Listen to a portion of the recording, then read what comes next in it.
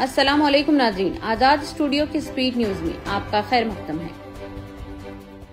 वक्फ तरमीमी bill के खिलाफ जहां एक जानिब all India personal law board की जानिब से 13 मार्च को जंतर मंतर पर एक बड़ा एहतजाजी धरना मुनज़्ज़म करने का ऐलान किया है, तो दूसरी जानिब मुख्तलिफ मिली तंजीमें एहतजाज अपना रही हैं। इस सिलसिले के तहत मौलाना अबू तालिब रहमानी ने 10 मार्च को कोलकाता के धर्मतला में वाक़े मेट्रो चौराहे पर कई मिली तंजीमों के नुमाइंदों के साथ वक्फ तरमीमी बिल के खिलाफ अपना एहतजाज दर्ज करवाया। मौलाना ने एक दिन कबल ही प्रेस कॉन्फ्रेंस से खिताब करते हुए धरने का ऐलान किया था। उन्होंने कहा कि इस बिल पर बनाई गई जेपीसी ने मुसलमानों को धोखा दिया है। इस एहतजाजी धरने में उलमा इकराम के अलावा दीगर हजरात ने कसी तादाद में शिरकत की।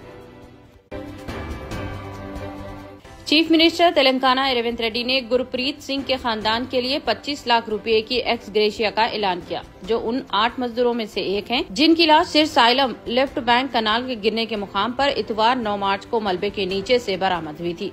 चीफ मिनिस्टर और वजीर आपाशी एन उत्तम कुमार रेड्डी ने SLBC टनल के काम में मसरूफ कारकुन की मौत पर ताज़ियत का इजहार किया है।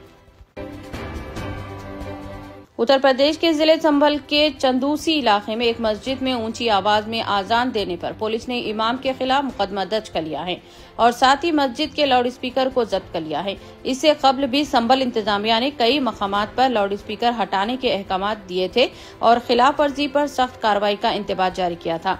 पुलिस के मुताबिक शिकायत मौसूल होने पर मस्जिद के इमाम हाफिज शकील शमसी के खिलाफ मुकदमा दर्ज किया गया और मस्जिद से लाउड स्पीकर भी जब्त कर लिया गया। मध्य प्रदेश के महू में इतवार की रात चैंपियंस ट्रॉफी में भारत की जीत का जश्न मनाया जा रहा था। इसी दौरान निकाले गए जुलूस में पुरतशद्दुद वाक़या पेश आया, जहां पथराव और पेट्रोल बम से हमला किया गया।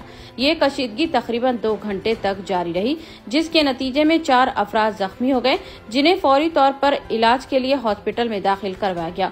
पुलिस ने इलाके में लगे CCTV कैमरे और सोशल मीडिया पर वायरल वीडियोस की मदद से हमलावरों की शनाख्त की और अब तक 13 अफराद को हिरासत में लिया गया है। हुकाम का कहना है कि हालात मामूल पर आ गए हैं और इस सिलसिले में मजीद तहकीकात जारी है। पार्लियामेंट के बजट इजलास के दूसरे मरहले का आगाज जबरदस्त हंगामा आराई के साथ हुआ। इस दौरान मंगल को लोकसभा में AIMIM के सरबराह और हैदराबाद से रुकने पार्लियामेंट असदुद्दीन ओवैसी ने archaeological survey of India ASI में मखलूआ जायदादों और तारीखी विरसे की हिफाजत को लेकर हुकूमत पर तनकीद की। असदुद्दीन ओवैसी ने कहा कि मुल्क की तारीखी इमारतें खराब हो रही हैं, लेकिन हुकूमत इस पर तवज्जो नहीं दे रही है। उन्होंने इल्जाम लगाया कि ASI अब हिंदुत्व नजरिए की कठपुतली बन चुकी है और अपनी जिम्मेदारियां सही तरीके से अदा नहीं कर रही हैं। मरकजी वजीर सयाहत गजेंद्र सिंह शेखावत ने अपने जवाब में असदुद्दीन ओवैसी के इल्जामात को मुस्तरद करते हुए कहा कि ASI पूरी संजीदगी के साथ अपनी जिम्मेदारी निभा रहा है और तारीखी विरसे का ख्याल रखा जा रहा है। उन्होंने एतराफ किया कि ASI में स्टाफ की कमी है, ताहम इसे जल्द पूरा किया जाएगा। ICC चैंपियंस ट्रॉफी 2025 का फाइनल मैच में टीम इंडिया और न्यूजीलैंड के दरमियान दुबई इंटरनेशनल स्टेडियम में खेला गया। इस मैच में रोहित शर्मा की क़ियादत में इंडियन टीम ने शानदार खेल का मुजाहरा करके ट्रॉफी अपने नाम कर ली। टीम इंडिया ने न्यूजीलैंड के खिलाफ फाइनल में 4 विकेटों से जबरदस्त फतह हासिल कर ली।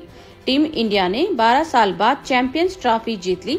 टीम इंडिया की जीत के साथ ही मुल्क भर में जश्न का माहौल देखा गया। टीम इंडिया को फाइनल तक पहुंचाने में कई अहम खिलाड़ियों का मुजाहरा है, जिनमें मोहम्मद शामी भी शामिल हैं। मोहम्मद शामी ने टूर्नामेंट के पहले मैच में 5 विकेटें हासिल करते हुए धूम मचा दी, जबकि समी फाइनल में ऑस्ट्रेलिया के खिलाफ 3 विकेटें हासिल की और टीम इंडिया की जीत में अहम रोल अदा किया।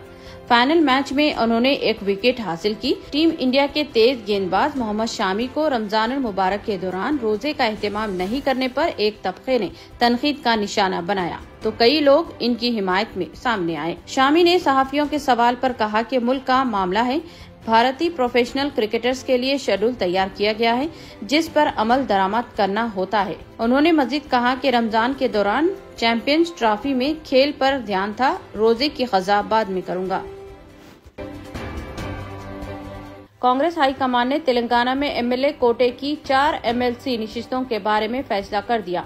3 निशिस्तों के लिए उम्मीदवारों के नामों का ऐलान किया गया, जबकि सीपीआई को 1 निशिस्त अलॉट की गई। 3 निशिस्तों के लिए अदनकी दयाकर, के शंकर नायक और फिल्म स्टार विजय शांति के नामों को मंजूरी दी गई है। चौथी निशिस्त सीपीआई को अलॉट की गई है। कांग्रेस पार्टी के उम्मीदवार और सीपीआई के उम्मीदवारों ने पीर को अपना पर्चा नामजदगी दाखिल भी कर दिए हैं। इस मौके पर chief minister A Revanth Reddy, deputy chief minister Mallu Bhatti Vikramarka के अलावा दीगर कांग्रेस कायदीन भी मौजूद थे। बीआरएस सरबराह के चंद्रशेखर राव ने एमएलसी उम्मीदवार के तौर पर सीनियर कायद डॉक्टर डी श्रावण के नाम का ऐलान किया है। एमएलए कोटे की 5 निशिस्तों के इंतखाबात में बीआरएस ने वाहिद निशिस्त से मुकाबले का फैसला किया है। कांग्रेस 3 और सीपीआई 1 उम्मीदवार खड़े करेगी। तमाम उम्मीदवारों का मुत्तफिका इंतखाब यकीनी है। डी श्रावण ने पीर को अपना पर्चा नामजदगी दाखिल कर दिया। तेलंगाना हज कमेटी के ज़ेरे एहतमाम मुंतखब आज़मीन हज का नवा तरबियती इज्तिमा इतवार 9 मार्च को 10 बजे ता 1 बजे दिन कुतुब शाही मस्जिद बाजार घाट में मुनाक़द हुआ। इस कैंप की सरपरस्ती हजरत मौलाना सैयद शाह गुलाम अफजल बयाबानी खुसरो पाशा, चेयरमैन तेलंगाना हज कमेटी ने की। इस तरबियती इज्तिमा में उलमाए किराम ने आज़मीन हज को मनासिक हज और आयाम हज के अलावा एहराम बांधने का तरीका भी सिखाया। चेयरमैन तेलंगाना हज कमेटी हजरत मौलाना सैयद शाह गुलाम अफजल बयाबानी खुसरो पाशा ने खुसूसी खिताब भी किया।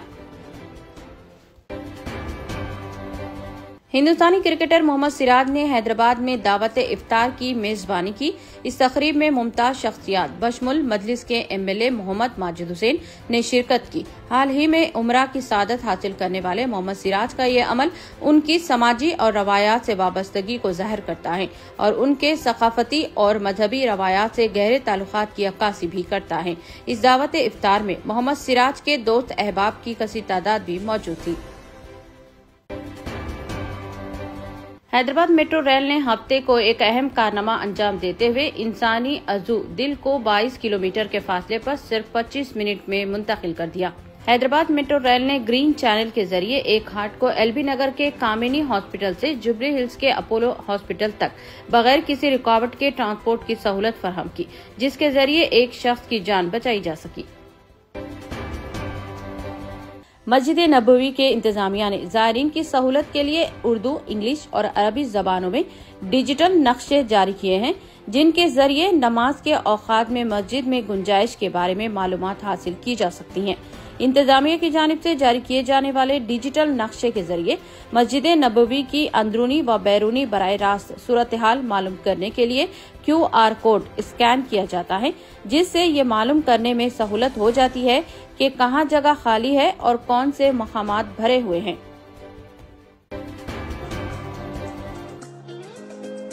इतने कम दाम में इतने ज्यादा ऑफर्स, घर लेकर जाने में तकलीफ? No problem. अब आप घर बैठे ऑर्डर कीजिए और हम करेंगे फ्री होम डिलीवरी। अब होगी बचत घर बैठे। अपने शहर में सबसे सस्ता आपका रेड रोज स्मार्ट।